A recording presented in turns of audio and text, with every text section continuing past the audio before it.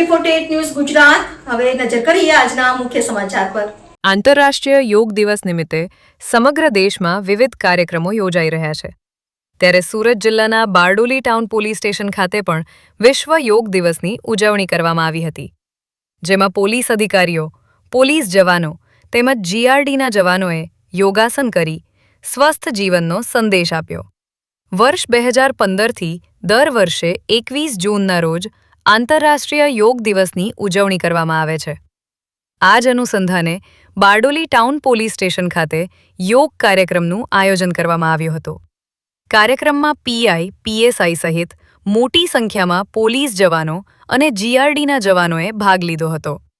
ઉપસ્થિત તમામે વિવિધ યોગાસનો કરીને શારીરિક, માનસિક અને આધ્યાત્મિક સ્વાસ્થ્ય માટે યોગના મહત્વ અંગે સંદેશ આપ્યો હતો। કાર્યક્રમ અંતે તમામે એકબીજાને આંતરરાષ્ટ્રીય યોગ દિવસની શુભેચ્છાઓ પાઠવી હતી। આજરોજ 21 જૂન વિશ્વ આંતરરાષ્ટ્રીય યોગ દિવસ નિમિત્તે બારડોલી ટાઉન પોલીસ સ્ટેશન ખાતે પોલીસ કર્મચારીઓ, હોમગાર્ડ જવાનો તથા જીઆરડી જવાનો સાથે વિશ્વ યોગ દિવસની ઉજવણી કરવામાં આવી, જેમાં વિવિધ યોગ કરવામાં આવ્યા તેમજ યોગનું મહત્વ સમજાવવામાં આવ્યું। પ્રશાંત પટેલ, AB48 ન્યૂઝ ગુજરાત, બારડોલી।